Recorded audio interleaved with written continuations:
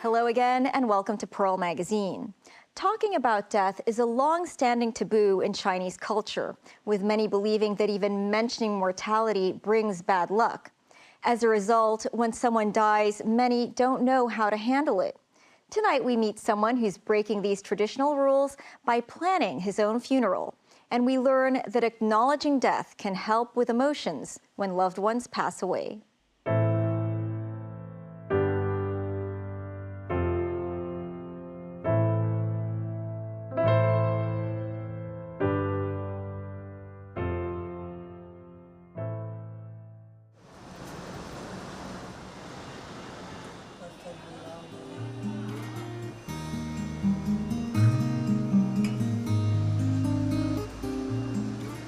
哇！呢個棺木好大喎。翻到去鄉下就會有呢個棺木葬啫。而家喺香港只有火化、骨灰，咁使唔使棺木啫？棺木佢始終最尾咧，佢都會有一個棺木係即係要揀嘅，佢都有。火化就會連埋個棺木一齊燒咯。90-year-old William Lam is visiting Hung Hom today with a social worker. The area is known for its numerous funeral service shops. 你中意啲咩花多啲啊？白色玫瑰定係呢啲咁嘅七彩顏色多啲啊？七彩顏色多啲啊！七彩顏色多啲啊？哦，你都中意鮮豔啲嘅原來。William knows his own funeral will eventually come, so he's looking for more information to plan it, since he feels he has enough time to prepare for it.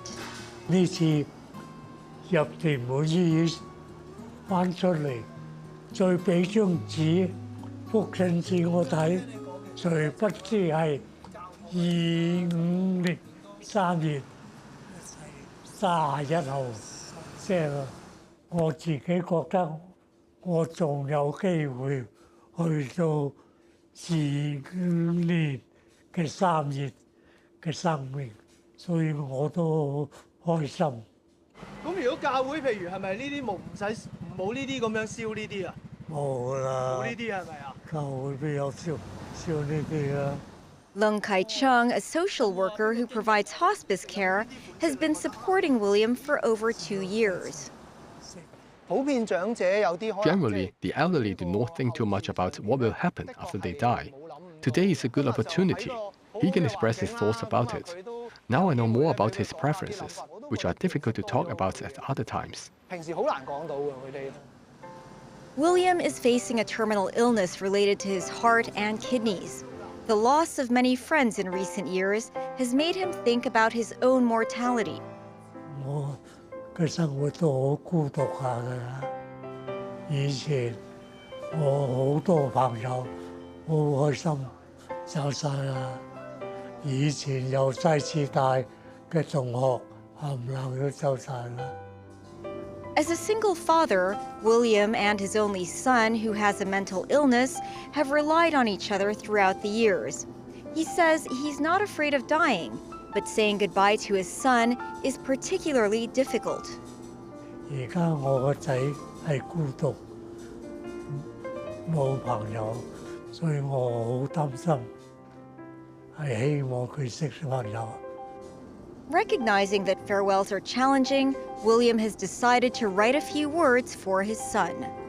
除咗做嘢之外，你仲想佢交代佢有啲咩啊？佢喺生活上交代佢就精神病好啫，有份好嘅工，安居樂業，就係咁樣。 Lung Kai-chung has assisted many in their final moments. He says that it's rare to find elderly individuals like William who are so open about death and funeral plans. Some people really avoid talking about these issues. I've had some cases before. For example, the hospital has already told them that they are in the late stages, and the hospital's palliative care department refers the cases to us. Then the patient knows that we have such services, and they really reject it. I was even scolded and asked to leave. They really scolded me and said, "I don't want to talk about these issues with you." Wang Fuk Yam, a local funeral consultant with a decade of experience, says that discussing death has traditionally been a taboo in Chinese culture. As much as possible, we do not mention death. We talk about it after they die. Just wish them good luck.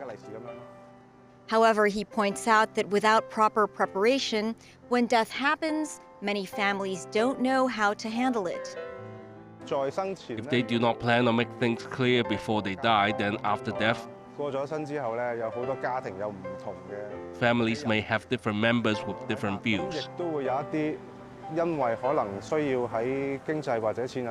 In some cases, there may be some friction in the funeral hall due to financial burdens. But he's seen some shifts in attitude recently. In recent years, there are some new things called living contracts. It means that the elders can decide how to arrange their funeral before they die, such as whether they want to be cremated or buried, what religious ceremonies they want to have, and how to deal with the ashes or the body. They can find organizations or funeral service shops or some charities and make agreements.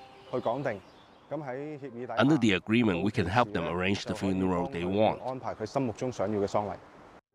In 2010, a study conducted by Hong Kong U discovered that there were positive attitude changes on death taboo in the local community, and that many more middle-aged and elderly adults had purchased life insurance and burial plots or had set up their wills.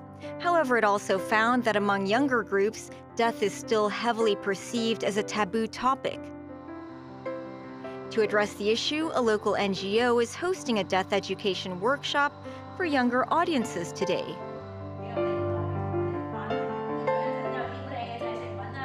中啦，就係之前過咗身嗰隻狗仔。你呢個心心係整俾邊個嘅呢？啊，你想送俾佢？有冇啲咩想同狗仔講啊？我想繼續同佢一齊係咁跑咯。 Cheryl, a mother, brings her son and daughter to the workshop. 呢個係邊個嚟啊？你知唔知？爺爺。同埋我哋隻狗妹妹係啊。 Earlier this year, their grandpa passed away, and the children might not know how to express their emotions. I want to use these activities to let them know more about life and death, because grandpa was very close to us, and they must have quite a lot of feelings. She feels that discussing these topics brings her a sense of relief. Losing someone, there will always be a hole there, but we can gradually find something to fill it. Winsome Fung is a social worker and a volunteer at the event. She agrees that life and death education should start from a young age. When I was younger, my grandmothers actually lived with us for a period of time before they passed away. I am very grateful for that. My parents were not afraid that the children would be frightened and wouldn't discuss it with us. On the contrary, many times they let me connect with them during these stages.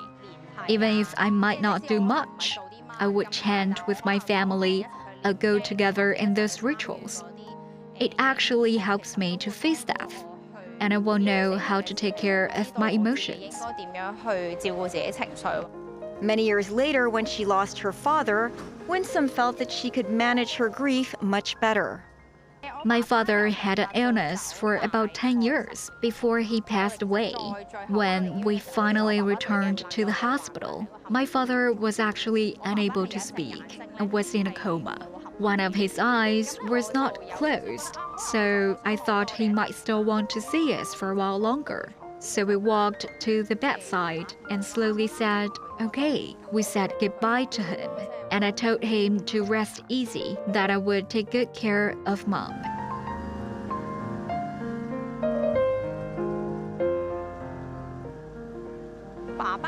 My father chose to scatter ashes at sea. Although my father is gone now, as long as I see the sea, no matter where I go in the world, I seem to be able to see my father.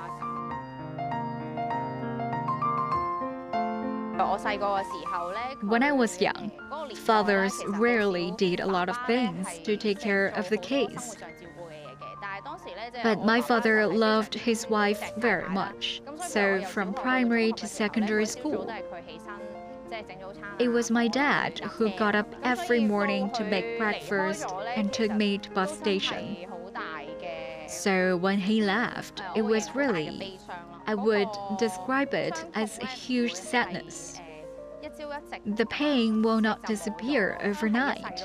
It will be there for a lifetime.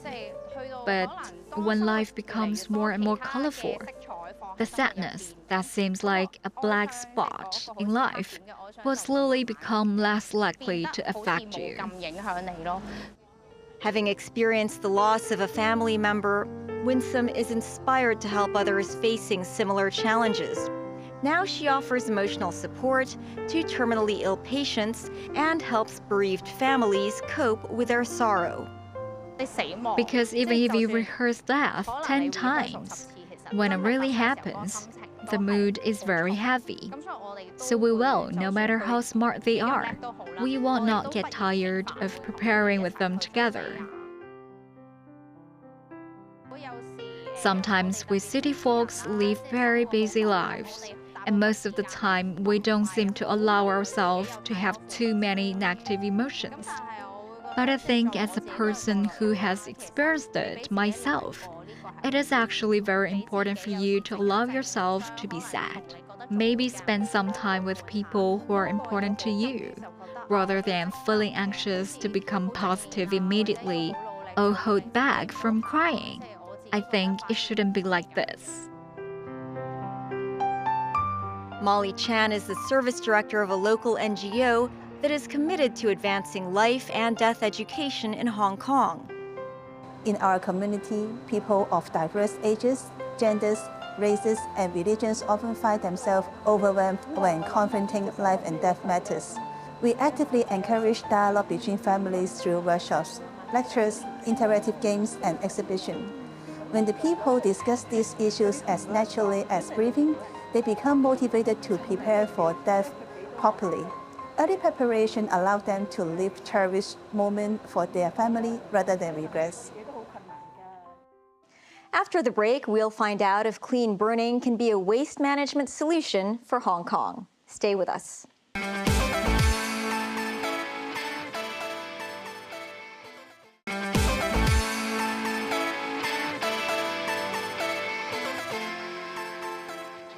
Welcome back to Pearl Magazine. The government has been preaching the wasteless concept for decades, encouraging everyone to reduce, reuse, and recycle. But Hong Kong is still far from its 55% waste recycle target. Someone still has to take out the garbage. But with landfills almost at full capacity, can a new generation of incinerators provide part of the solution to our garbage issues?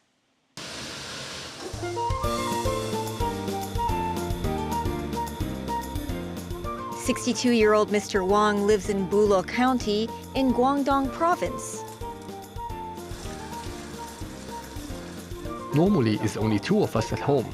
We don't cook much.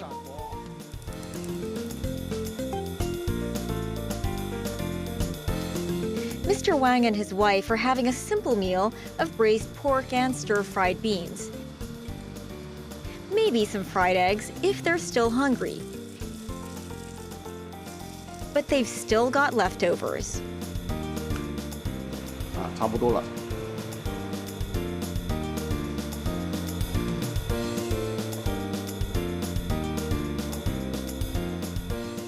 Tissue paper. 有点硬的感觉。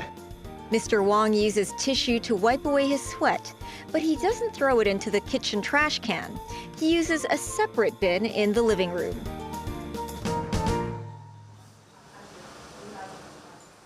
After dinner, Mr. Wang brings the trash to a collection point in the village. Since 2021, residents have been required to separate their waste into different categories: food waste, domestic waste, and toxic waste. The municipal government then sends it to an incinerator. We dispose of food waste here.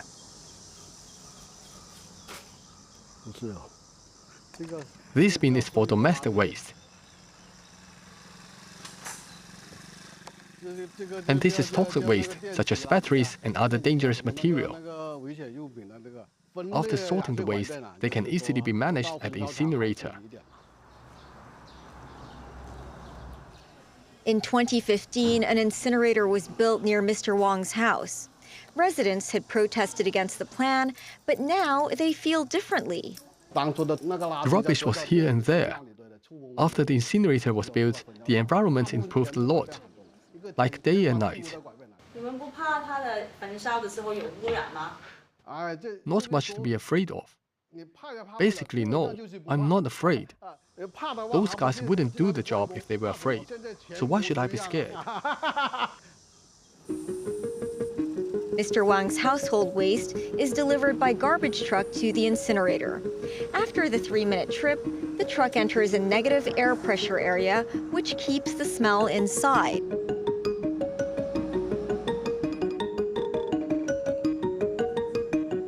The waste is then dumped into this refuse pit, where it decomposes for 3 to 5 days.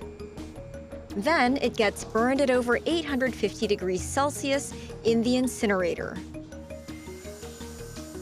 After burning, the size of the waste is 20% smaller. The residue gets turned into eco-bricks.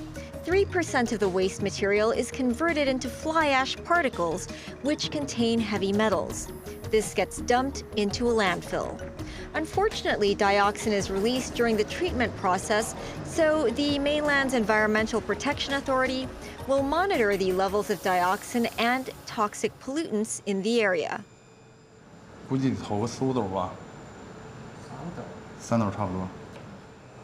Tselun is a manager at the incinerator. He checks the facility every day to make sure all pollutants are removed. For dioxin, it breaks down when the temperature reaches 850 degrees Celsius for 2 seconds. Then we need to clean the air. According to the nation's standards and regulations, we inject some active charcoal into the oxygen purification facility. The active charcoal contains many pores that absorbs dioxin and heavy metals. The incinerator occupies over 46 hectares of land, about the size of 46 standard football fields. It has a production area and office. 60% of the site is an ecological area, like a park that's open to everyone. Waste from 15 towns and 1 tourist spot nearby are delivered here. Apart from maintenance, the 4 burners in the incinerator operate year-round. It handles 70 tons of waste each year. The burning also generates electricity for 1/3 of the residents within the county annually. We solved the waste problem and solved the water, soil, and air pollution created by landfills. Also, we are able to save more land for other development. The waste-to-energy facility can generate electricity for 250,000 residents. We also reduce the use of coal. Burning waste requires few machines, so we use just a small amount of power off the grid. In 2022, 864 incinerators were built in the mainland. The following year, the number of incinerators went up by almost 10% to 927. Hong Kong doesn't have this type of incinerator. Solid waste is dumped at the 3 major landfills, 2 of which handle 11,000 tons of waste every day.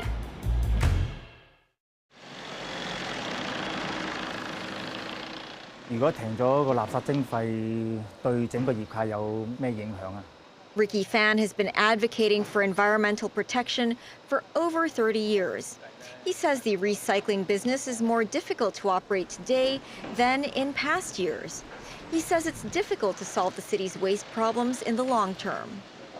Hong Kong recycling business is not making money, but we want the recycling business to keep going. The amount of recycled waste is low in Hong Kong, so the operating cost is high. If the amount of recycled waste increased, if one operator used the same type of facilities to manage the waste, then his cost would be much lower. Currently, many countries have built incinerators to manage their waste. In 2020, Germany had about 100 incinerators handling 27 million tons of municipal waste a year. In the UK, the number of incinerators doubled to 54 from 10 years ago. In Japan, almost 80% of municipal waste is incinerated. There are 21 incinerators in Tokyo's 23 districts alone. If we look at the reality and technology in Hong Kong, handling the waste with incinerators is the right direction. This is the whole world's direction. It's environmental and ecologically sustainable. Hong Kong has been relying on landfills to alleviate our municipal waste. With the incinerators, we can solve all the negative and unsolved problems.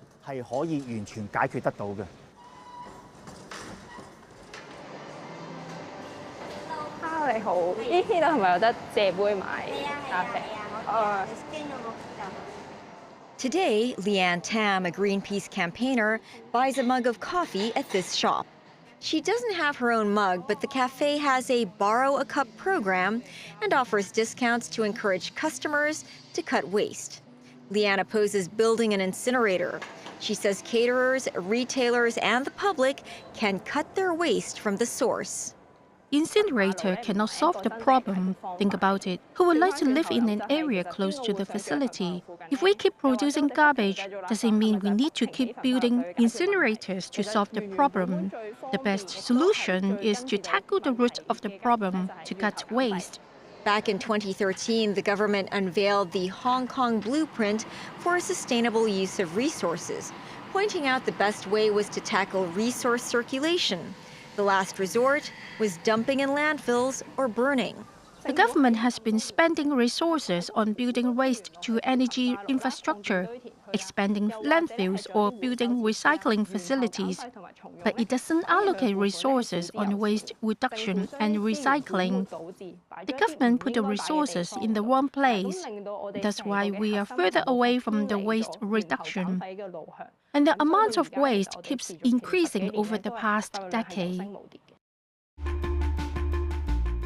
Zero landfill is one of the goals of the Waste Blueprint. One academic says stopping the waste charging scheme and the downturn of the recycling market means the city needs to build a third incinerator. Look at the current situation. It's necessary to build another incinerator. We should not have spent 20 years to decide whether we should go ahead with the waste charging scheme. This is procrastination. When the government launched the scheme, the policy wasn't practical. Now the waste charging scheme is on hold. The government should take responsibility. That's Pearl Magazine for this week. Join us again, same time next week. Bye for now.